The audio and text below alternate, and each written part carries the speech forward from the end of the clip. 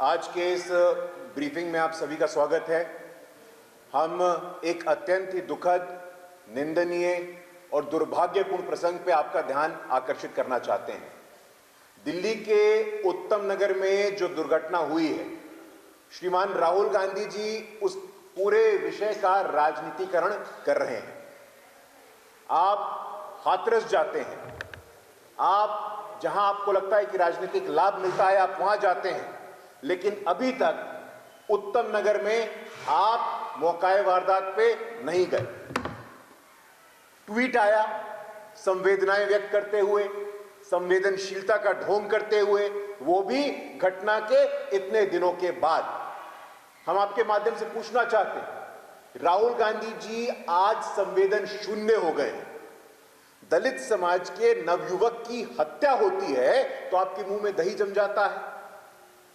आप मोहम्मद अखलाक के यहां पहुंचे थे, प्रियंका जी, राहुल जी, जहां आपको लगता है कि राजनीतिक अवसरवादिता सिद्ध होगी, पूर्ण हो गई, आप वहां जाते हैं।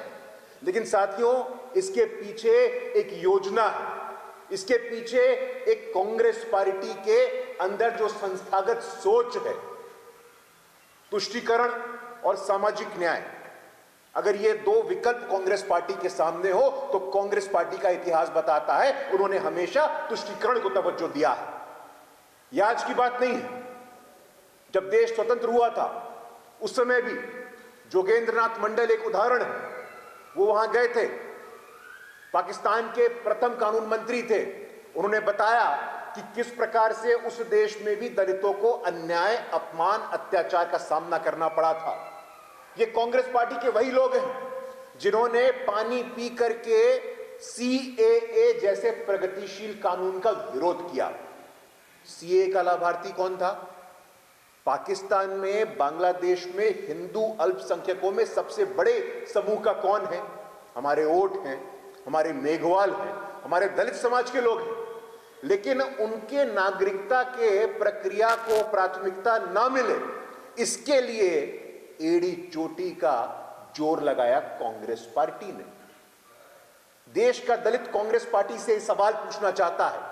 कांग्रेस पार्टी का डीएनए दलित विरोधी है। कांग्रेस पार्टी के लोगों को जब भी विकल्प मिलता है, ऑप्शन मिलता है अपीजमेंट का, सोशल जस्टिस का, तो अपीजमेंट को चुनते हैं। हम भूले नहीं हैं। रंगनाथ मिश्रा कमेटी की रिपोर्ट हो, सच्चर कमीशन की रिपोर्ट हो, जामिया मिलिया विश्वविद्यालय, अलीगढ़ मुस्लिम विश्वविद्यालय, वहां पे एडमिशन में, रिक्रूटमेंट में अनुसूचित जाति को आरक्षण नहीं प्राप्त होता है। अरे कांग्रेस पार्टी के लोगों को जवाब देना चाहिए। अभी राहुल गांधी जी ने कहा कि कांशीराम जी को लेकर के हम उनको सम्मानित करते। अरे आप अपना इतिहास उठा के देखिए। आपने बाबा साहेब अंबेडकर को अपमानित किया। बाबा साहेब अंबेडकर के देहांत के 4 दशक बाद तक उनको हमारा सर्वोच्च सम्मान भारत रत्न नहीं देने दिया आपने। आखिरकार केंद्र में गैर कांग्रेस की सरकार आई जो भाजपा द्वारा समर्थित थी। उस सरकार ने बाबा साहब अंबेडकर को सर्वोच्च सम्मान भारत रत्न से सम्मानित किया। आप क्या करेंगे कांशीराम जी को सम्मानित? बाबू जगजीवन राम को कहना पड़ा था। नीरजा गुप्ता जी ने अपने पुस्तक में लिखा है, बाबू जगजीवन राम ने यहां तक कहा, कांग्रेस पार्टी जब तक है, a Dalit can never become prime minister of India. TNG अय्या, वर्तमान में आइए आप, कुमारी शैलजा जी का अपमान हरियाणा में करते हैं। सीताराम केसरी जी, बिहार में चुनाव होता है तब सीताराम केसरी जी आपको स्मरण आते हैं, उनको श्रद्धा सुमन अर्पित करते हैं। लेकिन हमारे पत्रकार बंधुओं को याद है कि किस प्रकार से बिहार के उस पिछड़े समाज के व्यक्ति की धोती तक खींच करके कांग्रेस के दफ्तर में उनको अपमानित करने का काम किया गया था। आप कौन होते हैं पिछड़ों की अस्मिता की बात करने वाले, दलितों की अस्मिता की बात करने वाले, आदिवासियों की अस्मिता की बात करने वाले? पहली बार साथियों इस देश के इतिहास में संविधान के सर्वोच्च स्थान पे आदिवासी की बेटी को बैठने का मौका मिला है तो भारतीय जनता पार्टी की सरकार में मिला है। अपने मुंह से आप दलितों की बात ना करें तो बेहतर होगा। इतने प्रांतों में आपकी सरकारें हैं। आप कहते हैं ना, कहां है एससी एसटी ओबीसी? स्लीव उठा करके, कॉलर बिल्कुल चढ़ा करके, कहां है एससी एसटी ओबीसी?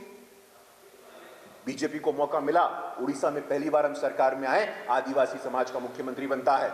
छत्तीसगढ़ में आदिवासी समाज का मुख्यमंत्री बनता है। मध्य प्रदेश में दलित समाज का उप मुख्यमंत्री बनता है। राजस्थान में दलित समाज का उप मुख्यमंत्री बनता है।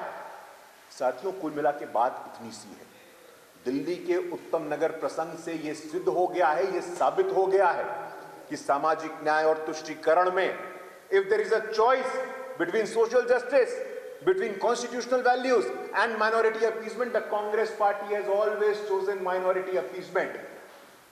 मुझे लगता है कि आज भी तमाम जितने कांग्रेस पार्टी के नेतागण हैं उनको स्पष्टीकरण देना चाहिए।